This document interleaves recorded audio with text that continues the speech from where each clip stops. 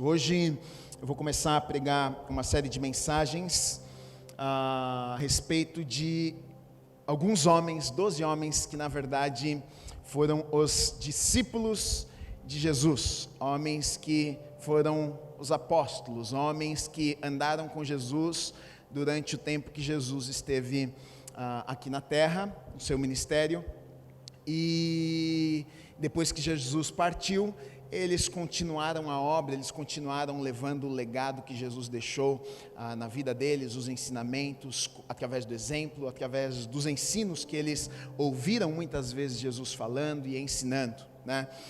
O título que eu dei para esta série foi Para Pessoas Comuns.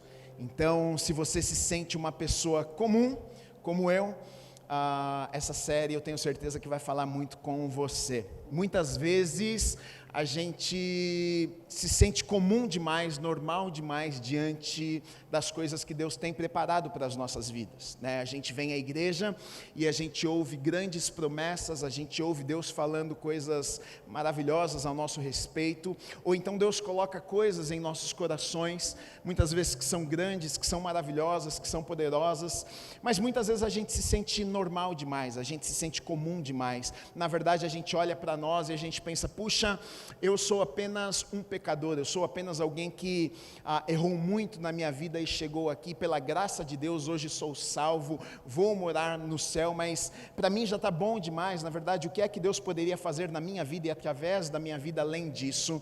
E muitas vezes nós nos sentimos assim, mas graças a Deus que através da Bíblia e da palavra de Deus, a gente vai ver que Deus ele não esconde as falhas dos homens e mulheres que foram usados e usadas por Deus. Deus faz questão, através dos escritores, de colocar ali a personalidade de cada um, o jeito, as falhas, os erros de cada um.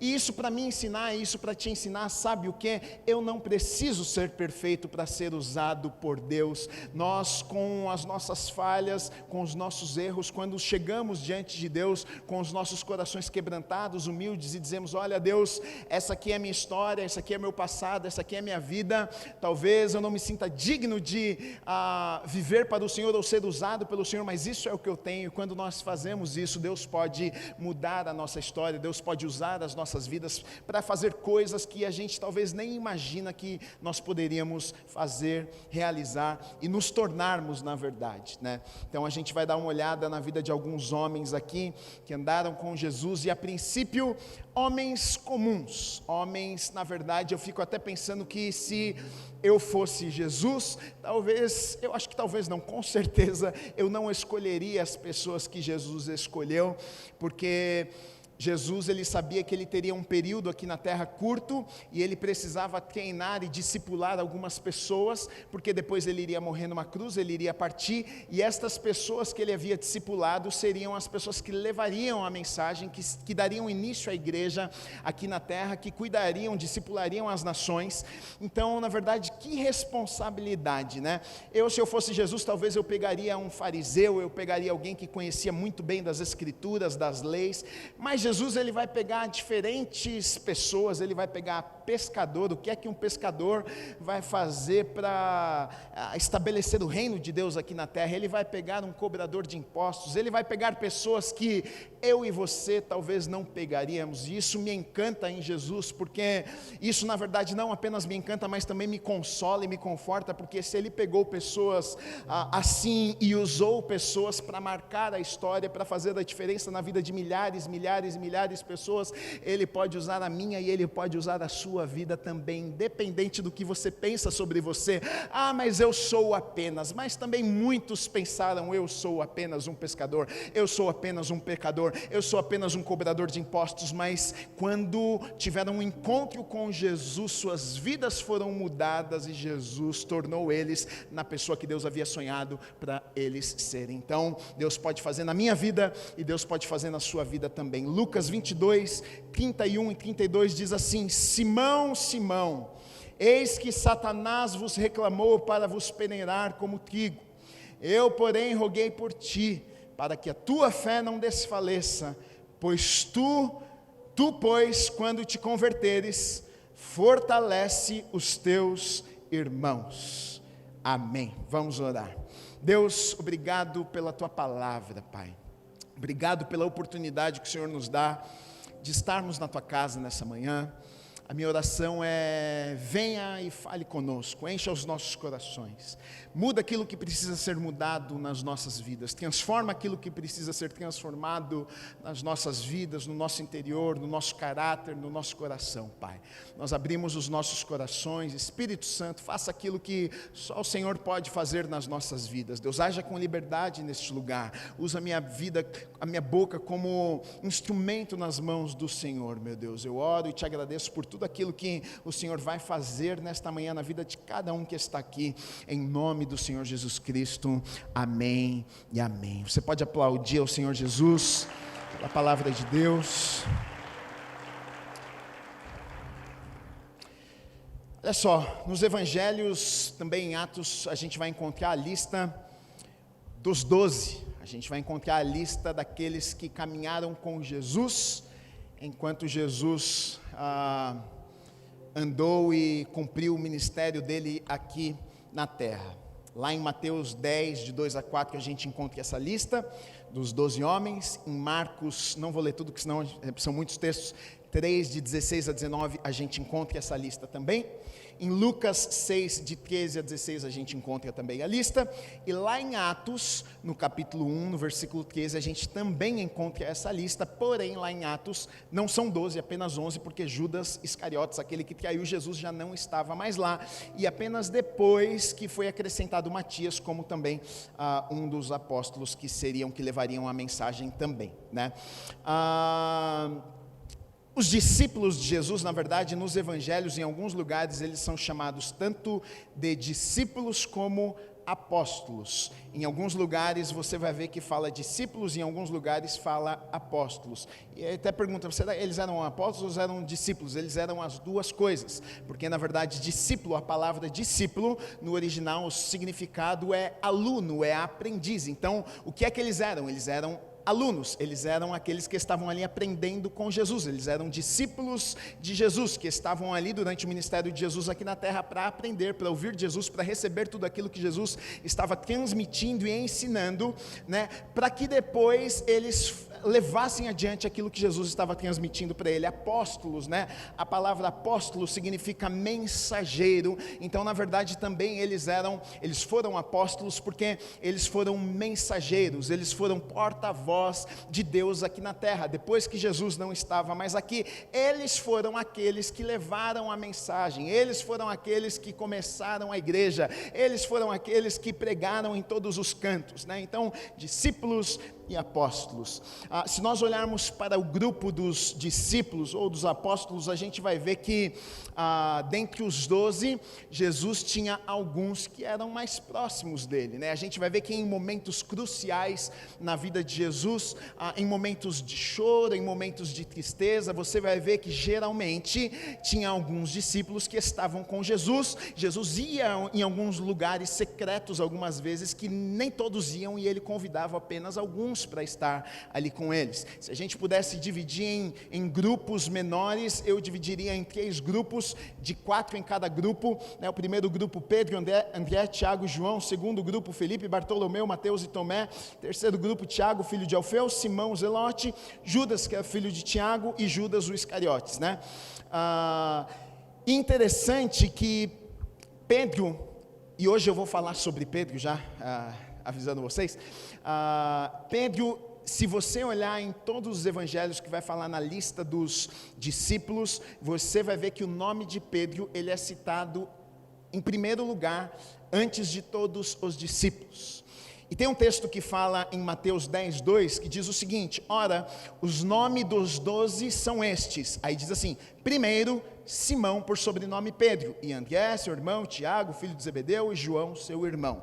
Agora, interessante que essa palavra aqui, primeiro, o significado dela não é apenas o primeiro da lista, mas o significado dela no original é protos, que quer dizer o chefe, o líder, não apenas aquele que estava em primeiro lugar na lista. Então, aqui em Mateus está dizendo o seguinte: são estes: primeiro, o líder da turma, o chefe Simão. Parece coincidência, mas você vai ver que em todos os evangelhos o nome de Pedro vai aparecer em primeiro lugar, antes de todos os discípulos, né? E eu acredito que tem um motivo, eu acredito que tem um porquê. A gente vai ver que realmente Pedro, ele era um líder, ele carregava algumas coisas na sua vida que na sua personalidade tinha características de alguém que foi chamado para liderar.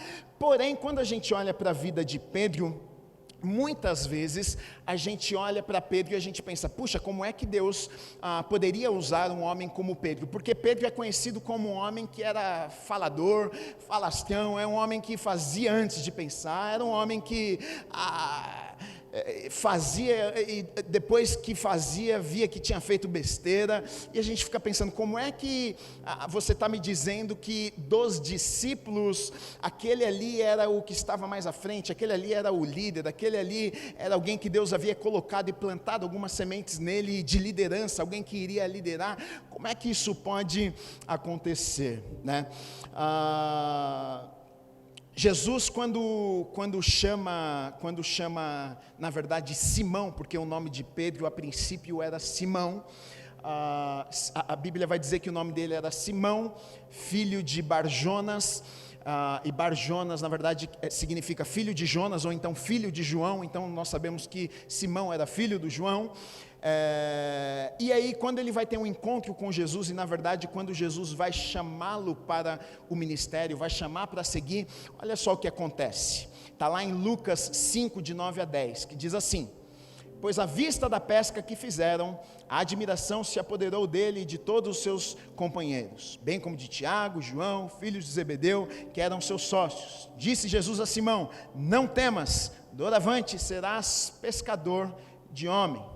Então, olha só, aqui foi quando, na verdade, Jesus entrega a ele o chamado. Ele já estava ali seguindo Jesus, mas ali Jesus fala para ele: olha, Simão, você não vai ser apenas um pescador de peixes, porque era o trabalho dele, era a vida dele. Ali Jesus revela a ele e fala: olha, você foi escolhido para cumprir algo diferente na sua vida. Você talvez até aqui pensou que isso aqui era tudo para você, que você viveria apenas isso aqui, mas eu estou dizendo a você que existe mais, que tem algo a mais para você fazer. E ali é revelado, na verdade, o chamado e aquilo que Deus tinha para a vida dele, né?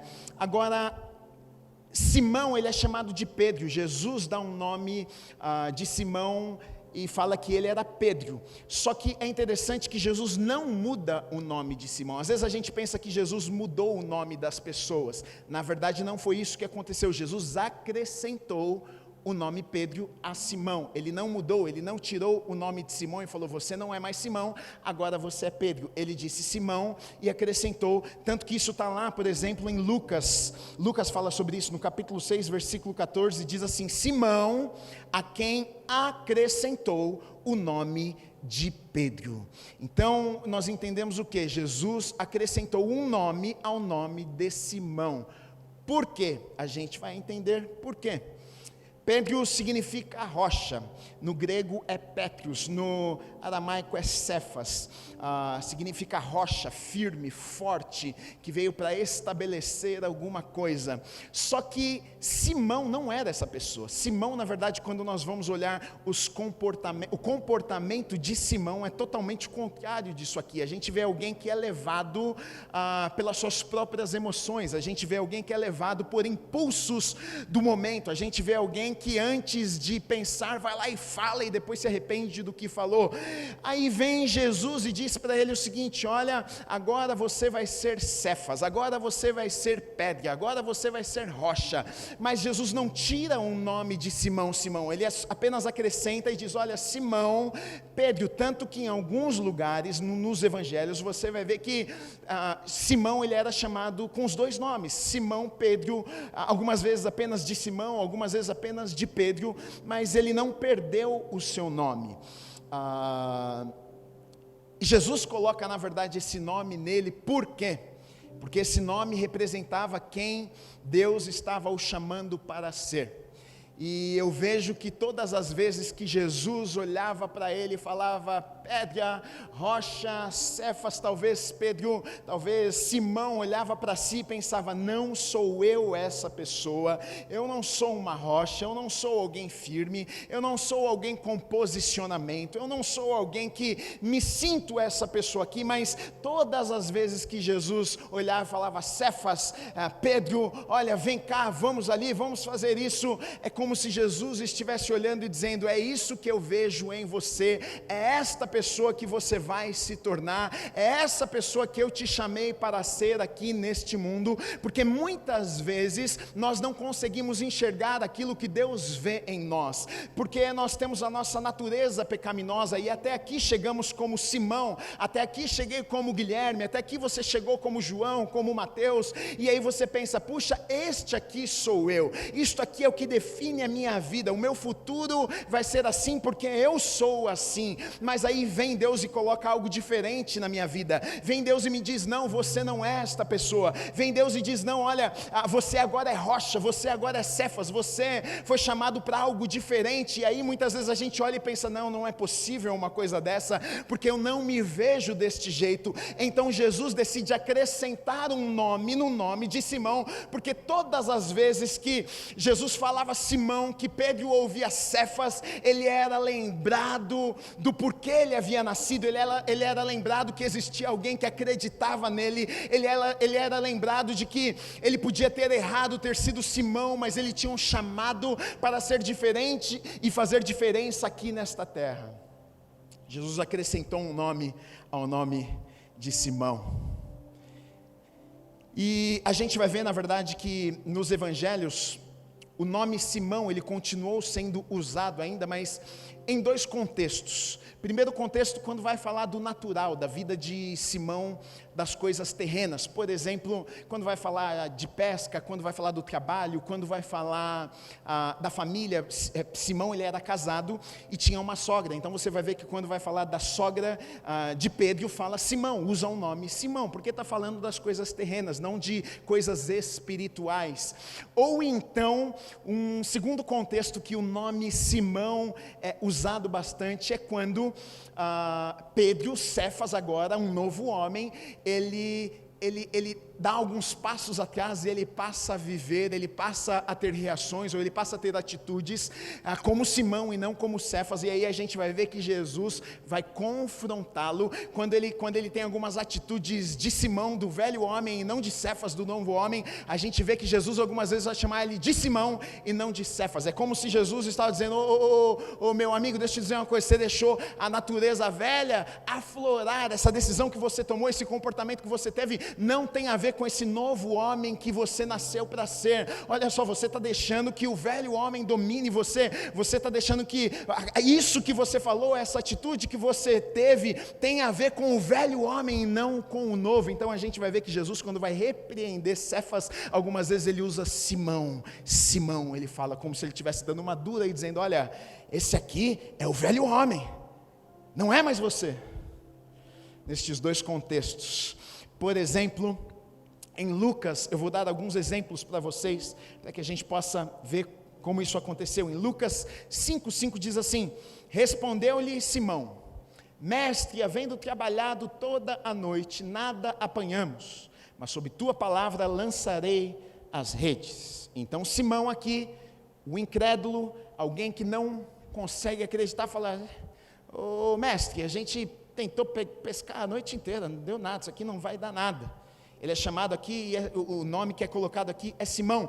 Um pouquinho para frente, no versículo 8, diz o seguinte, vendo isto, Simão Pedro, aí já mudou a história, Simão Pedro prostrou-se aos pés de Jesus, dizendo, Senhor, retira-te de mim, porque sou pecador. Então quer dizer, no momento que ele vê algo extraordinário acontecendo, ele vê o que Jesus faz, ele reconhece que Jesus é o Filho de Deus, agora a sua fé é aumentada, agora ele diz, olha mestre, eu não sou digno de ficar nem na tua presença. Aí aqui está dizendo o seguinte, Simão Pedro, agora a resposta, a atitude dele já está de acordo com o novo homem, agora ele está falando como um homem de fé, ele não está falando como um homem com a sua velha natureza. Outros exemplos, por exemplo, em Lucas 22, 31, diz o seguinte: Simão, Simão, eis que Satanás vos reclamou para vos peneirar como trigo.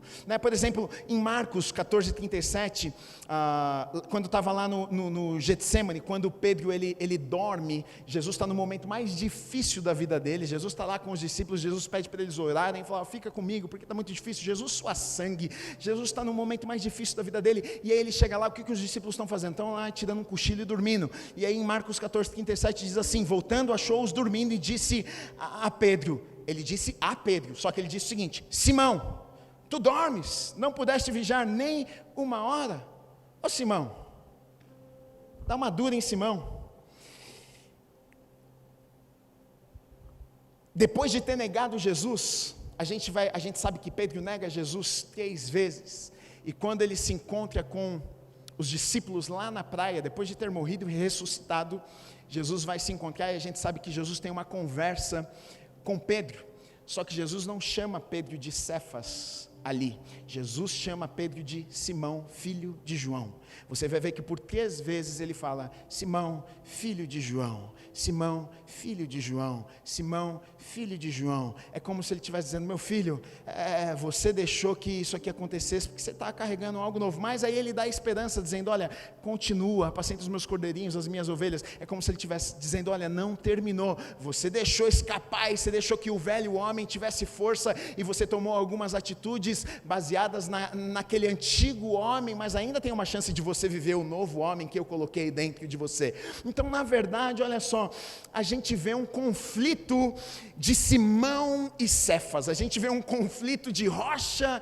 e de um Simão que fala antes da hora, de um Simão que não controla a sua boca, de um Simão que ele toma suas decisões baseadas nas emoções, ele faz, e aí depois que ele faz, ele pensa: ixi, acho que era melhor eu não ter feito, e ele é repreendido muitas vezes por isso. Então a gente vê, na verdade, ali no tempo que Jesus passou com Pedro, a gente vê que constantemente era uma luta e uma batalha que ele enfrentava, Simão e Cefas, e na verdade é uma batalha que eu e você enfrentamos nas nossas vidas.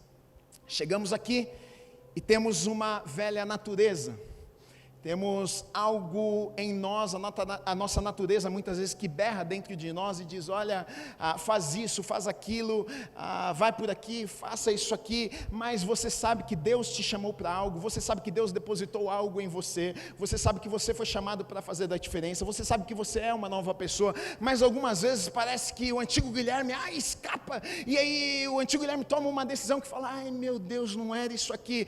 Às vezes a natureza antiga é um pouco mais forte, a gente fala alguma coisa, depois você pensa: puxa, isso aqui não sou a pessoa que Deus me chamou para ser, não sou mais eu, essa não é a pessoa que Deus, essa não é mais a minha vida, isso aqui eu era antes, esse jeito eu tinha antes, eu não sou mais essa pessoa. É um conflito que todos nós vivemos, essa luta da nossa carne com o nosso espírito, essa guerra que vivemos constantemente. E muitas vezes, sabe qual é o grande problema? Eu penso que muitas vezes a gente luta contra a coisa errada. Sabe por quê? A gente pensa o seguinte: esse jeito aqui eu tenho que mudar, isso aqui não é de Deus na minha vida, isso aqui eu tenho que transformar, isso aqui, sabe o que é, Gui? Eu sou uma pessoa que eu falo muito, eu sou uma pessoa que eu tomo iniciativas, assim, eu faço e depois eu me arrependo porque eu fiz logo e não pensei. Muitas vezes a gente pensa que o nosso jeito, a forma que nós somos precisa ser mudada, mas na verdade a gente vai ver aqui que Pedro, ele tinha algumas características no seu caráter, no seu jeito, a forma que ele vivia, que Deus não precisou na verdade transformar o jeito de Pedro, até porque Pedro era do jeito que era, porque Deus o criou assim. E muitas vezes a gente fica pensando: Deus precisa mudar quem eu sou. Você sabia que quem te criou foi Deus? Você é do jeito que você é porque Deus te fez. Tem pessoas que são mais mansas, tem pessoas que são mais mais firmes, tem pessoas que têm um jeito, tem pessoas que têm outro jeito, e muitas vezes a gente pensa, Deus precisa transformar tudo na minha vida. Imagina se todo mundo fosse igual, imagina se todo mundo fosse mansinho, não ia dar certo, e muitas vezes a gente pensa, não, eu preciso ser transformado. Na verdade, sabe o que acontece? A verdade é que muitas vezes nós não precisamos que Deus mude o nosso jeito, a gente só precisa que Deus controle as nossas emoções, controle o nosso jeito, nos molde para que a gente use, na verdade, o nosso temperamento da forma certa, porque Deus me criou do jeito que eu sou. Lá em Salmo 139 diz que Deus me criou, me formou lá no ventre da minha mãe, tem características na sua personalidade que foi Deus que te deu, e muitas vezes a gente está lutando contra e pensando, eu preciso mudar isso, eu preciso mudar isso, eu preciso mudar isso, e talvez você não precise mudar isso, talvez você só precise entregar a sua vida ao Senhor, porque isso nas mãos do diabo realmente pode ser um estrago, mas nas mãos de Deus também pode fazer um estrago no inferno, porque talvez você seja uma pessoa que fala muito, mas se você fala muito e quem controla a tua boca é o diabo, você fofoca. Agora, se você fala muito e quem controla a tua boca é o Espírito Santo, você abençoa, você profetiza, você liga para as pessoas e ora pelas pessoas. Então não é o teu jeito, mas é quem está controlando a tua vida.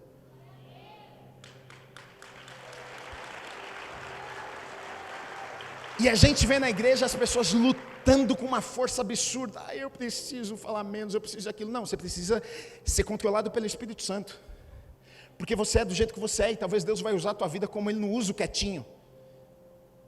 Às vezes a pessoa é um pouco mais brava, e tem posições que vai precisar de gente mais brava. Se todo mundo for muito bonzinho, não tem lugar que não dá para ser muito bonzinho, tem que ser mais firme.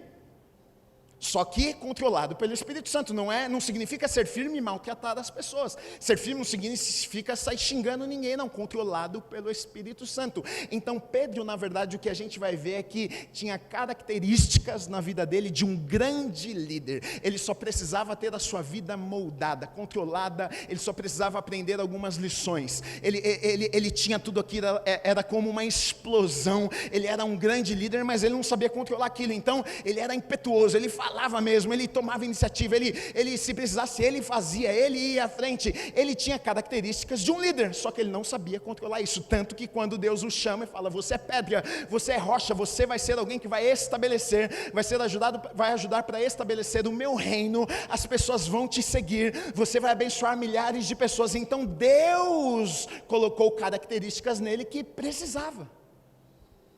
Então, não olhe no espelho e se sinta inferior do que outras pessoas porque você tem esse jeito. Não olhe no espelho e pensa, puxa, mas eu queria ser assim, mais do jeito daquele. Você nasceu do jeito que você nasceu, Deus colocou coisas em você, porque Ele vai usar, Ele pode usar, você vai fazer coisas que outras pessoas não vão fazer. Muitas vezes a gente fica reclamando daquilo que nos falta e esquecemos de valorizar aquilo que Deus nos deu. É claro, eu queria ter 1,85 de altura, mas não tenho 1,70 e pouquinhos, mas Deus quis assim. Não ia ficar tão bonito na câmera, se fosse com 85, a gente arruma uma desculpa, né? Mas Deus me fez do jeito que era para ser, com o meu jeitinho. Não podia ser diferente para fazer aquilo que Ele me chamou para fazer. E nós temos que entender isso e aceitar isso e entregar isso para Deus e permitir que Ele molde esse nosso jeito para que a gente seja usado no lugar que Ele quer nos usar, em vez de ficar choramingando e pensando, me muda o meu jeito. Não, quem sabe esse é exatamente o jeito que Deus quer usar. Às vezes o lugar que a gente mais luta nas nossas vidas e a gente fica pensando, muda, Deus está dizendo, não muda não, só entrega para mim, não preciso mudar, é só me entregar, porque o lugar que você está pedindo mais mudança é o lugar exatamente onde eu mais vou usar na tua vida. Deus, Ele usou na vida de Pedro e Simão aquilo que ele já tinha. Ele já tinha. Ele só não sabia dominar, só não sabia controlar, mas já tinha. Será que você já não tem? As pessoas ficam tentando adquirir. Existe uma discussão, e hoje se fala isso, hoje, por exemplo, quando a gente fala sobre liderança, hoje se forma um líder, hoje qualquer pessoa pode se tornar uma pessoa que seja líder, que as outras pessoas vão seguir e vai ter como referência. Hoje se prega isso, hoje você tem cursos, hoje você aprende a liderar. Mas Pedro nasceu com isso aqui, Deus colocou sobre a vida dele. Tem gente que você olha e fala, isso aqui vai ser líder. Tem criança que você olha e você vê 10 crianças seguindo aquela criança. É líder. Tem um negócio, Deus colocou lá, vai liderar alguma coisa. Vai liderar, as pessoas seguem, as pessoas olham, as pessoas querem ir atrás, as pessoas acreditam, as pessoas... Líder. E Pedro tinha isso. Quem precisou dizer para ele? Era o jeitão dele, e Deus tinha colocado sobre a vida dele. Algumas características, por exemplo, que a gente vê em Pedro, ele era extremamente curioso. E a gente pode olhar para o lado ruim e para o lado bom. A gente pode olhar e falar, pô, que cara curioso. Porque se você for ver, por exemplo, lá em Mateus 15, Pedro era aquele cara chato da turma que perguntava tudo. Mateus 15, então lhe disse Pedro, explica-nos a parábola. Lucas 12:41, então Pedro perguntou, Senhor, proferes esta parábola para nós ou também para todos? Pedro era aquele tipo de cara que Jesus falava alguma coisa, contava uma parábola, todo mundo fingiu que entendeu e não entendeu nada, todo mundo... Pedro não tinha dificuldade com isso ali. Ô Senhor, o que é isso aí que você falou que nós não entendemos nada? Explica mais uma vez. Mas isso aqui é característica de líder, sabe? Porque líder não está confortável no lugar que ele está, ele sempre quer mais, ele quer aprender mais, ele quer crescer, ele não está confortável na sua zona de conforto. Não. Você contou uma parábola e eu não entendi, eu quero entender porque eu quero crescer. Não adianta eu fingir que eu entendi, não entendi nada, vou sair daqui e não aprendi nada. Está todo mundo aqui fingindo que entendeu, ninguém entendeu nadinha. Ele falava, ele não tinha problema com isso, ele fazia perguntas. Mateus 18:21, então Pedro aproximou-se e perguntou, Senhor, até quantas vezes meu irmão pecará contra mim, e eu devo perdoar? Até 7 vezes? Então Pedro é um cara que ficava, eu acho que Pedro enchia a paciência de Jesus, ele ficava perguntando, mas aqui a gente vê o que? Um instinto de um cara que era líder, ele fazia perguntas porque ele queria aprender, ele queria crescer, ele não estava conformado. A gente pode olhar pelo lado negativo e falar assim, pô, que cara chato, que cara ficava lá importunando Jesus, porém, eu vejo que ele tinha características de alguém que foi chamado para liderar, para estar à frente, alguém que não se conformava em viver com aquilo que já sabia, mas sempre tinha o desejo de saber, de querer aprender, de conhecer mais, de crescer na sua vida. Ele era um cara que tinha iniciativa, tomava iniciativa. Por exemplo, em Mateus 16, 13 e 14 diz assim, indo Jesus para os lados de Cesareia de Filipe, perguntou aos seus discípulos, quem diz o povo ser o Filho do Homem? E eles responderam, uns dizem João Batista, outros Elias, outros Jeremias, ou algum dos profetas. Mas aí Jesus faz uma pergunta específica, mas vocês, não quero saber os outros, mas eles, quem dizes que eu sou? Aí Pedro respondendo, claro, Simão Pedro disse, tu és o Cristo, o Filho do Deus vivo. Então ele era um cara que na verdade ele tinha iniciativa, se precisasse ele era o primeiro a falar, ele era o primeiro a fazer alguma coisa. Você vai ver que, por exemplo, quando Jesus aparece lá no meio das águas, andando sobre as águas, está todos os discípulos ali dentro do barquinho, quem é que pula na água, quem é que vai lá se encontrar com Jesus? Ninguém, foi Pedro que foi, né? Se é você, Jesus, manda eu ir, então pode vir, ele pula e vai, ele era alguém que tomava a frente, ele era alguém que tinha iniciativa. Líderes são assim, líderes é aquele que vê um problema, enxerga um problema e não se conforma, ele não acha tudo bem, ele não senta e fica assistindo, ele vai lá, se preciso, ele está lá no meio, ele vai lá ver o que está acontecendo, ele vai lá perguntar, ele é um resolvedor de problemas. E Pedro é esse cara aqui, me chama, eu vou, não tem problema não, estou lá. É para andar sobre as águas, a gente anda, não tem problema. Foram os soldados lá pegar Jesus no Getsemane, e aí está aquela coisa desesperada, os discípulos, todo mundo dando no pé. Pedrão, ele pega a espada e ele puxa e ele corta a orelha do soldado de Malco. Na verdade ele tinha uma mira ruim, ele não era um soldado, ele queria cortar a cabeça, mas ele corta a orelha com a intenção de matar, mas só cortou a orelha. E aí Jesus repreende, ele fala, o que você está fazendo, filho? Repreende, ele cola a orelha de Malco de volta, e na verdade a gente vê o que? Pedro, você pensa que ele estava pensando assim, eu vou resolver o problema de Jesus, eu vou salvar o meu Senhor agora, hein? Tem 1000 soldados aqui e eu sozinho, com uma espada vou matar todo mundo. Ele não estava pensando em nada, mas ele era o tipo de gente que se precisar, nós estamos juntos, se precisar ir para a guerra, eu morro com você. Líder, estava lá, se precisar cortar minha cabeça, que corte, mas eu vou estar junto com você lá, a gente vai para a batalha, a gente vai fazer alguma coisa. Só que ele precisava aprender a controlar as suas emoções. Ele precisava aprender a controlar, porque a gente vai ver que ele foi muito repreendido, na verdade, por Jesus. Jesus teve que chamar a atenção dele muitas vezes e falar: Pedro, calma, não é assim, olha só, né? E a gente vai ver que ele teve que aprender algumas coisas, e a gente vê que ele aprendeu muitas coisas, porque a gente vai olhar nos evangelhos, por exemplo, algumas falhas de Pedro, ele pisando na bola, aí a gente vai ver Jesus chamando a atenção dele, e depois, quando a gente vai ler algumas coisas que ele escreve, por exemplo, nas suas cartas, 1 Pedro e 2 Pedro, a gente vai ver que ele escreve falando exatamente o oposto do comportamento que ele teve. Então é como se ele tivesse aprendido a lição e falado: olha, eu já passei por isso aqui, agora vocês têm que agir desse jeito aqui. Por exemplo, olha só, João 18, 10-11 diz assim: então Simão Pedro puxou a espada, aqui eu não vou ler, só contar para vocês, que ele foi lá e cortou a orelha de Malco. Ele não conseguiu se controlar naquele momento, tanto que Jesus o confronta e diz assim: você acha que eu não vou beber desse cálice? O que Jesus estava dizendo para Pedro era o seguinte: Pedro, você não sabe o que você está fazendo, eu preciso passar por isso aqui, eles vão me levar e tem um propósito. Eu já falei para vocês, eu já contei para vocês que o que vai acontecer daqui para frente precisa acontecer, eu vim para isso aqui, não tente impedir. Pedro, ele tem que se submeter ali, ele tem que, porque Pedro achava que era o sabidão, Pedro achava que sabia das coisas, ele tenta impedir Jesus, tanto que Jesus, quando chega e conta para os discípulos: olha, eu vou ser levado, eu vou morrer, Pedro é aquele que fala para Jesus: que isso, Jesus, vai coisa nenhuma, se precisar eu morro com você, se precisar eu vou lá, e Jesus repreende Pedro. Por quê? Porque Pedro achava que sabia das coisas, e Jesus estava dizendo para ele: você não sabe de nada, você está achando que você sabe tudo, mas você não sabe das coisas, você precisa aprender a se submeter, você precisa entender que eu estou acima, você precisa entender que tem coisas que você não conhece, que você não sabe. Mas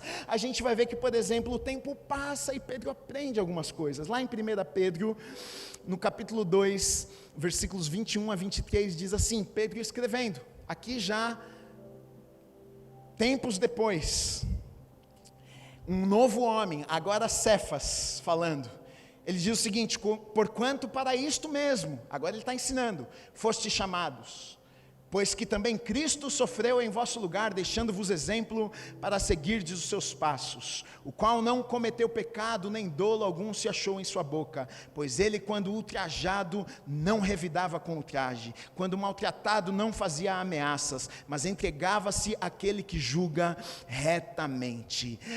Quando ele está com Jesus lá no Getsêmani, o que é que ele faz? Ele revida, ele pega a espada, ele corta a orelha, mas agora ele está ensinando o seguinte: olha, a gente precisa ser como Jesus, porque quando foi maltratado não revidou, quando foi ultrajado não falou nada, levaram ele, maltrataram ele, ele não fez nada, ele não revidou. Agora é um novo homem que está falando. Antes ele cortou a orelha do soldado, antes ele briga com Jesus falando: não, se precisar eu vou lá, eu morro por você. Agora ele está ensinando o outro, e as pessoas dizendo: não, olha, a gente precisa seguir os passos do mestre. Ele foi ultrajado, ele foi humilhado, mas ele não revidou.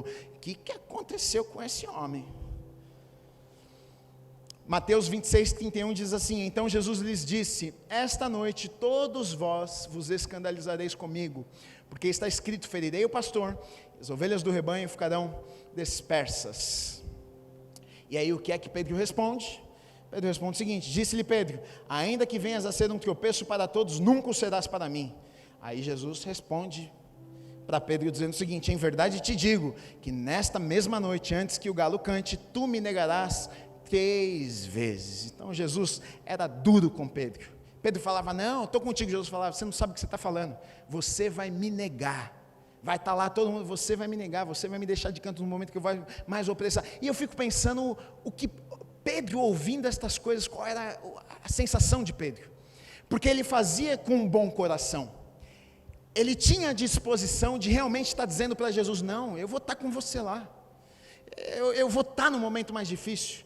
E eu fico imaginando Jesus olhando para ele e falando assim: cara, você vai me abandonar, você vai me negar 3 vezes. Ele dizendo: não é possível, o que você está falando? Eu estou falando que eu vou com você, eu estou falando que eu vou morrer por você, e você está falando para mim que eu vou te abandonar. Não é possível que você está falando uma coisa dessa para mim. Mas aí, olha só, um pouco adiante em 1 Pedro 5:5-6 diz assim, Pedro falando, mais uma vez ensinando: rogo igualmente aos jovens, Sede submissos aos que são mais velhos. Outros sim, no trato de uns com os outros, cingivos todos de humildade, porque Deus resiste aos soberbos, contudo, aos humildes concede a sua graça.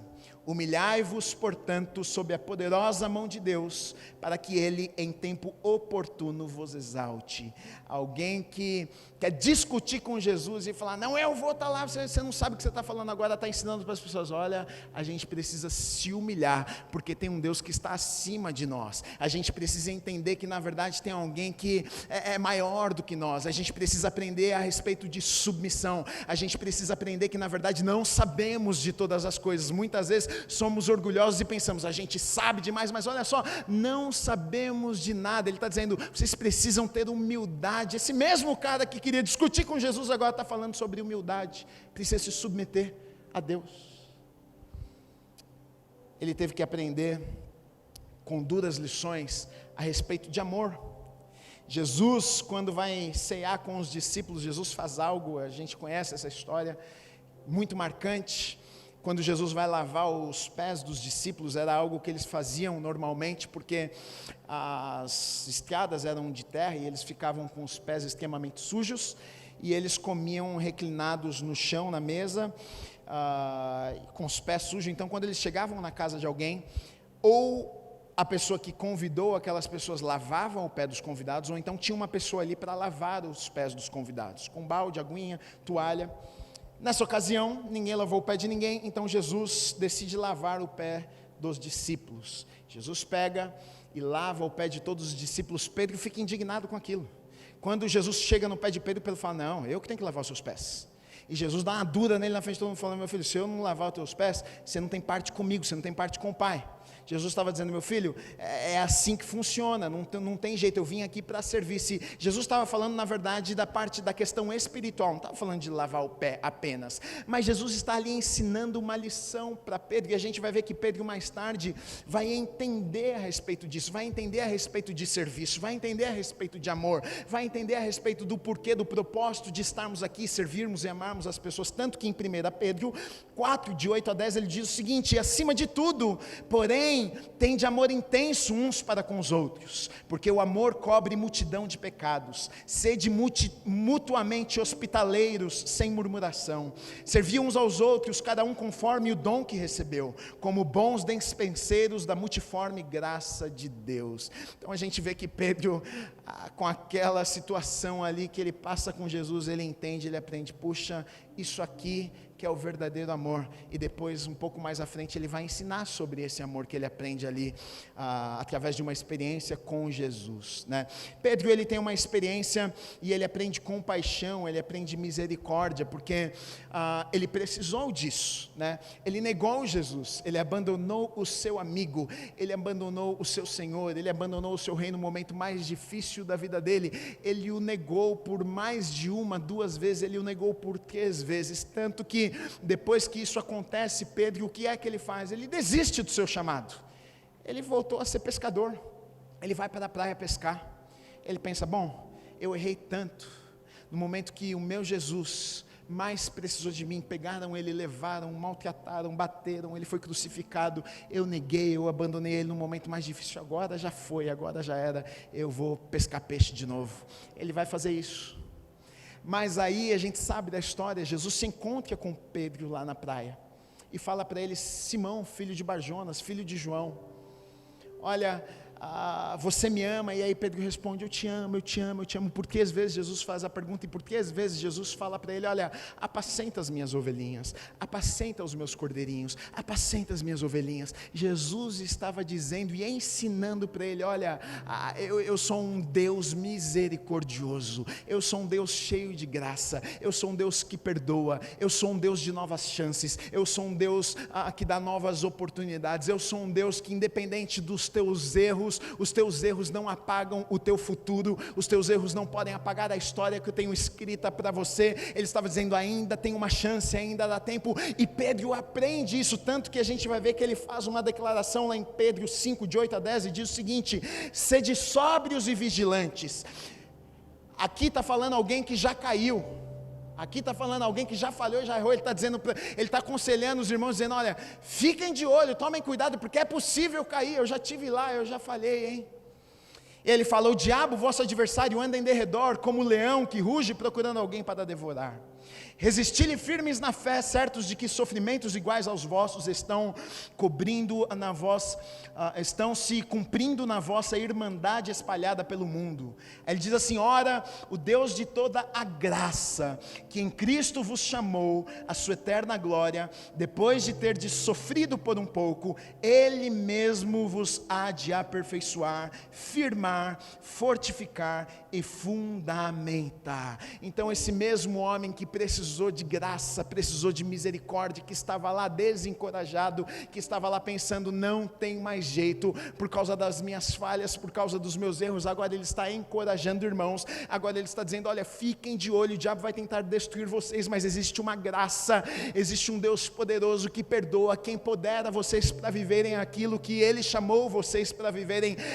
O que eu vejo aqui, na verdade, através da vida de Pedro, sabe o que foi? Ele foi exposto a situações, Jesus permitiu que ele fosse exposto a situações extremamente difíceis, mas em nenhum momento das situações difíceis, Jesus abandonou ele. Jesus estava lá, Jesus puxou a orelha, Jesus repreendeu, Jesus falou: olha, não é assim que faz, olha, vem para cá, é desse jeito, tem mais uma chance. O tempo inteiro a gente vê Jesus, no tempo que eles estiveram juntos ali, repreendendo, chamando a atenção, e muitas vezes, deixa eu dizer uma coisa, eu tenho certeza que não foi confortável para ele, foi dolorido, foi triste algumas vezes, ele ficou envergonhado algumas vezes. Jesus chamou ele de Satanás: para trás de mim, Satanás, você está falando besteira, você deixou o diabo tomar a tua boca para falar besteira. Chamou ele de Satanás. Que coisa, hein? O cara que eu amo, que eu estou aqui servindo, me chama de Satanás. E agora? Jesus foi duro com ele, ele passou por algumas situações constrangedoras e difíceis, mas Jesus estava treinando, Jesus estava forjando, Jesus estava moldando o seu caráter, para que ele se tornasse a pessoa que Deus o havia chamado para ser. Deixa eu dizer uma coisa para você nesta manhã: Deus permite que eu e você, a gente esteja exposto a algumas situações, e às vezes não são situações confortáveis nas nossas vidas, às vezes não são situações que nós gostaríamos de estar, às vezes constrangimentos, às vezes dificuldades, às vezes algumas situações que a gente olha e a gente pensa: puxa, eu não queria passar por isso aqui. Pedro também não queria passar pelo que ele passou, mas Deus muitas vezes permite. E nestes processos onde a gente toma um puxão de orelha, onde a gente passa algum constrangimento, onde a gente passa por alguns problemas e dificuldades, Deus está nos forjando, Deus está na verdade moldando o nosso caráter, porque muitas vezes as nossas atitudes, o nosso comportamento ainda é Simão, mas Deus está dizendo: calma, eu preciso que você se torne Cefas, eu te chamei para ser Cefas. Você vai fazer coisas extraordinárias, mas você precisa aprender algumas coisas no meio do caminho. Então, não fique desesperado quando exposto ou exposta a situações difíceis. Entenda, existe um propósito. O que importa, sabe o que é? É se Deus está comigo e com você. Jesus estava ali, do ladinho dele, dava uma dura, mas estava ali com ele. Com certeza ele ficava triste, mas se sentia amparado. Ele está comigo aqui. Ele se sentiu desamparado quando fugiu e quando negou Jesus, mas depois ele se sente amparado porque Jesus não abandona. Jesus aparece lá e vai lá falar com ele: olha, você me ama, te amo, você me ama, te amo. Olha, eu não terminei com você, eu estou com você, cara. Você errou, você falhou, mas eu estou com você. Fica tranquilo, você vai dar certo. Então a gente vê um Jesus de perto, a gente vê um Deus Emanuel, que é um Deus presente, um Deus que está comigo e com você. E na verdade é isso que importa. Eu e você não precisamos desprezar as experiências que a vida nos traz. O que importa é se o Senhor estiver comigo e com você nas experiências, porque na verdade Deus está usando tudo, os problemas, as dificuldades, para na verdade nos treinar, nos forjar na pessoa que Ele nos chamou para sermos.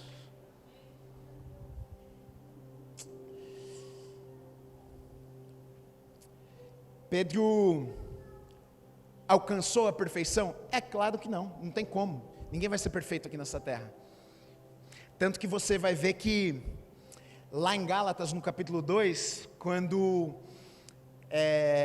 Você vai ver que ele pisa na bola porque está uma questão dos gentios e dos judeus sobre a circuncisão, e aí ele acaba ficando do lado dos judeus e despreza os gentios, como se Deus não fosse um Deus de graça e fosse apenas para os judeus e não para os gentios. Mas quando Paulo chega lá e fica sabendo do que está acontecendo, a Bíblia diz que Paulo confronta cara a cara Pedro e fala para ele: o que você está fazendo, meu filho? E aí a gente vê que Pedro, ele falha ali, mesmo já sendo Cefas, mesmo já sendo um novo homem, mesmo já pregando a palavra, cheio do Espírito Santo, pessoas sendo curadas, alcançadas, a sombra de Pedro passa e tem gente que é curada, mas mesmo assim, Paulo o repreende. E aí você diz: mas será que ele aceitou essa repreensão? Será que ele acatou o que Paulo disse? Sim, eu digo para você que sim. Sabe por quê? Lá em Atos, no capítulo 15, quando eles estão lá no concílio lá em Jerusalém, quando estão discutindo sobre essa questão de graça, sobre essa questão de salvação por graça, Pedro é aquele que se levanta para defender, na verdade, Paulo, para dizer: não, está certo, o que Paulo tem pregado, o que Paulo tem ensinado está certo, nós somos salvos pela graça, não é por aquilo que nós fazemos, tanto os gentios, judeus, nós somos salvos por aquilo que Jesus fez por nós. Então, com isso, o que é que eu entendo? Pedro, ele era um cara ensinável, ele não era perfeito, mas ele era ensinável, e está aqui o segredo. Você não precisa ser perfeito e nem perfeita, você precisa ser ensinável. Eu falhei, ok, aprenda com o erro e cresça, seja melhor amanhã, seja diferente amanhã. Você não precisa ser a melhor pessoa do mundo amanhã, mas seja melhor amanhã do que você foi hoje. Não cometa o mesmo erro amanhã que você cometeu hoje. Você falhou hoje, tudo bem, aprende com esse erro de hoje e seja melhor amanhã. É exatamente o que Pedro fazia. Ele falhava, ele errava, ele falava, ele fazia besteira, mas a gente vai ver que ao longo da sua vida ele vai crescendo, ele vai crescendo, ele vai crescendo, ele vai crescendo, e Deus vai usando a vida dele, Deus vai usando.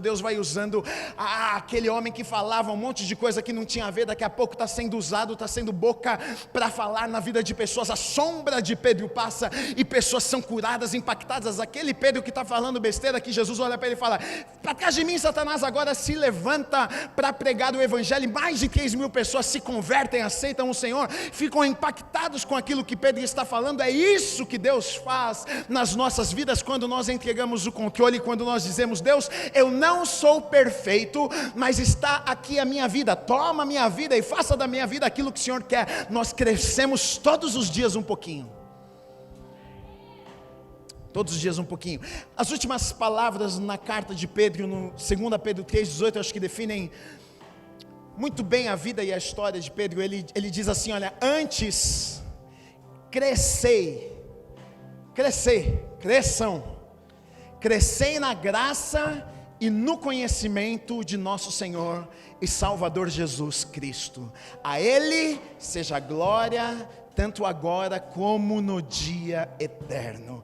Pedro, ele termina a sua carta dizendo: olha, quero deixar aqui um ensinamento para vocês. Não importa como vocês chegaram, mas importa uma coisa: cresçam, continuem crescendo. O grande problema muitas vezes é que as pessoas param, elas desistem no meio do caminho, por causa das falhas, dos erros. Gui, eu sei que Deus tinha um negócio, mas eu errei, mas eu falei. Cresça, continua crescendo, continue todos os dias. Mas eu caí, não tem problema, amanhã eu vou ser melhor. Mas eu falhei, não tem problema, amanhã eu vou ser melhor. Mas a minha vida até aqui foi ruim, não tem problema, amanhã vai ser melhor do que foi até aqui. Mas Deus não me usou, não tem problema, mas a partir da manhã Deus vai me usar. Mas eu vim até aqui. Ele está dizendo: cresça na graça e no conhecimento do nosso Senhor. Você sabe o que transformou a vida de Pedro? Não foi o fato de Pedro ser um homem extraordinário. O que mudou a vida dele, o que forjou, o que treinou ele, foi o fato de ele ter andado com Jesus. Relacionamento com Jesus é o que muda e transforma as nossas vidas. Se você andar com Jesus todos os dias, se você andar com o Senhor todos os dias, pode ter certeza de uma coisa: a sua vida não vai ser a mesma. Talvez você não seja perfeito, mas amanhã você vai ser melhor que hoje. Amanhã você vai ser mais usado do que hoje. Amanhã você vai fazer diferente do que você fez hoje. Pode ter certeza disso. Cresça no Senhor e pode ter certeza que a glória, como ele diz aqui, vai ser dada a Ele. Porque não tem como. As pessoas vão olhar para você e vão dizer: nossa, mas eu via um Simão e agora eu vejo Cefas. Eu vi uma pessoa, agora eu vejo outra. Eu vi aquele, mas agora eu vejo isso. E as pessoas vão glorificar a Deus por aquilo que Ele fez na minha e na sua vida. Se você recebe essa palavra, aplauda o Senhor Jesus.